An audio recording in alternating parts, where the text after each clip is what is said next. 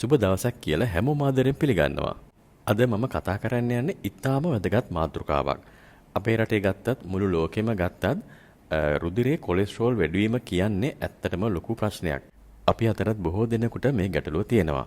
ඉතින් ඔබ දන්නවා රුධිරයේ කොලෙස්ටරෝල් වැඩි වුණාම ඔබ නොදැනුවත්වම ඔබට heart attack එකක් එහෙම නැත්නම් හෘදයාබාධයක් හැදෙන්න තියෙන සම්භාවිතාව වැඩි වෙනවා. අනිත් කාරණාව තමයි රුධිරයේ කොලෙස්ටරෝල් වැඩි වුණාම ඔබට කිසිම රෝග ලක්ෂණයක් දැනෙන්නේ නැහැ. ඒ කියන්නේ ඔබට කිසිම අමාරුවක් මේ හින්දා දැනෙන්නේ නැහැ. හැබැයි කාලයක් යනකොටම ඔබ නොදැනුවත්වම ඔබගේ හදවතට රුධිරය සපයන නාලවල මේ කොලෙස්ටරෝල් තැම්පත් වෙලා ඔබට හිටි හැටියෙම හෘදයාබාධයක් හැදිලා වලකජ්ජ ගහන්න පුළුවන්. ඒ නිසා තමයි අපි කියන්නේ ඔයාගේ කොලෙස්ටරෝල් වැඩි වෙලාද නැද්ද කියලා බලන්න අඩුම තරමේ අවුරුද්දකට සැරයක්වත් ඔයාගේ රුධිර පරීක්ෂාවක් කරගන්න කියලා. ඉතින් අද මම කතා කරන්න යන්නේ කොලෙස්ටරෝල් ගැන නෙමෙයි. බොහෝ දෙනෙක් අපෙන් නිතරම අහන ප්‍රශ්නයක් තමයි කොලෙස්ටරෝල් වැඩි වුණාම බෙහෙත් නොබී ආහාර වලින් විතරක් මේක අඩු කරගන්න පුළුවන්ද කියන කාරණාව. මුලින්ම කියන්න තියෙන්නේ ඔයාට කොලෙස්ටරෝල් ගොඩාක් වැඩි නම් ඔයාට අනිවාර්යයෙන්ම බෙහෙත් බොන්නම වෙනවා. හැබැයි සමහර ආහාර වර්ග තියෙනවා කොලෙස්ටරෝල් අඩු කරගන්න පුළුවන් ආහාර වර්ග. අන්න ඒ ගැන තමයි මම අද කතා කරන්නේ. මම මෙතනදී ප්‍රධාන ආහාර වර්ග 5ක් ගැන කතා කරනවා. හැබැයි මේ ආහාර අපේ රටේ සමහර විට සුලභව හම්බ වෙන්නේ නැහැ. හැබැයි හොයාගන්න අමාරුත් නැහැ. ඒ වගේම තමයි මේ ආහාර වලට සමාන ආහාර අපේ රටේ ඕන තරම් හොයාගන්න පුළුවන්. මේ ආහාර වලින් පළවෙනි තැන ගන්න ආහාර වර්ගය තමයි ඇවකාඩෝ කියන්නේ. අපි සාමාන්‍යයෙන් හඳුන්වන්නේ අලිගැට peer කියලා.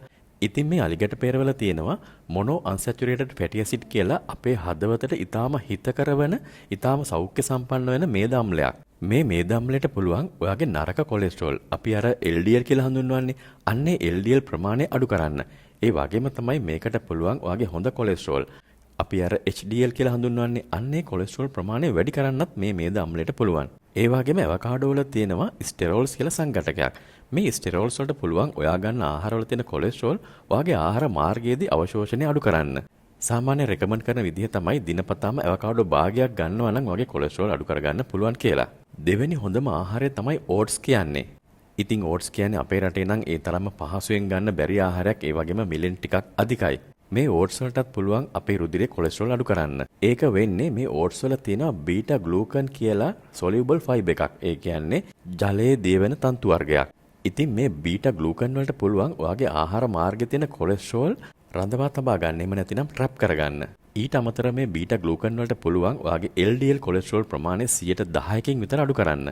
ඉතින් සාමාන්‍ය රෙකමන්ඩ් කරන විදිහ තමයි ඔයාගේ උදේ ආහාරයේ විදිහට මේ ඕට්ස් ගන්න කියන එක. ඒ වගේම සාමාන්‍ය සතියේ දවස් 3ක් 5ක් අතර කාලයක් ඕට්ස් ගත්තට කමක් නැහැ. දැන් අපි බලමු ඔයාගේ රුධිරයේ තියෙන කොලෙස්ටරෝල් අඩු කරන්න තියෙන තුන්වෙනි හොඳම ආහාරය මොකක්ද කියලා. ඒ තමයි තෙල් සහිත මාළු වර්ග. මේ මාළු වර්ග වල ඔමෙගා 3 කියන ෆැටි ඇසිඩ් එක යහමින් තියෙනවා. මේ මාළු වර්ග වලට උදාහරණ තමයි සැමන්, සාඩින් සහ මැකරල් මාළු වර්ග කියන්නේ. මේ ඔමෙගා 3 වලට පුළුවන් ඔයාගේ රුධිරයේ තියෙන ට්‍රයිග්ලිසරයිඩ් ප්‍රමාණය අඩු කරන්න.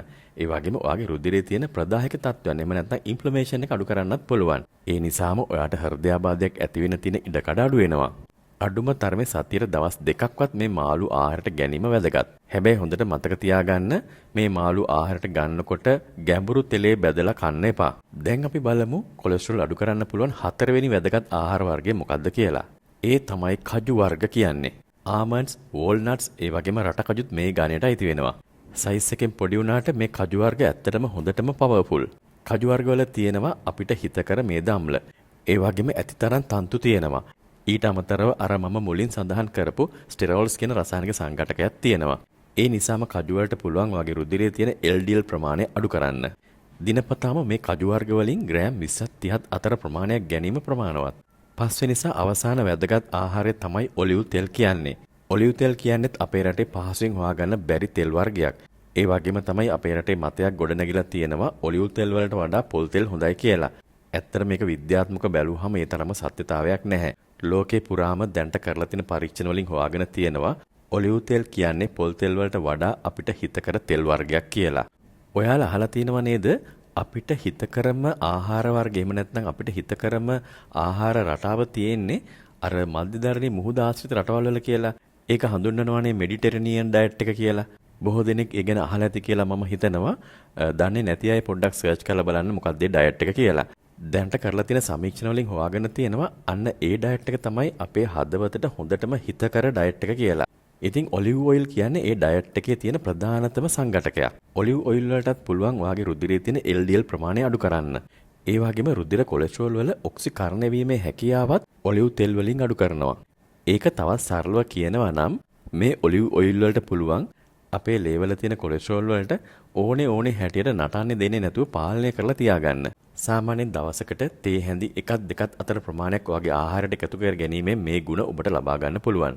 හැබැයි හොඳට මතක තියාගන්න ඔයාගේ ලේ වල කොලෙස්ටරෝල් වැඩි වෙලා තියෙනවා නම් ඔබට මම මේ කියපු ආහාර වර්ග එකක් හෝ දෙකක් තුනක් කාලා විතරක් හරියන්නේ නැහැ. අර මම මුලින් වගේම සමහර විට ඔයාට බෙහෙත් බොන්න සිදු වෙන්න පුළුවන්. ඊට අමතරව ඔයා අනිවාර්යයෙන්ම දිනපතාම හොඳින් ව්‍යායාම කරන්නම වෙනවා.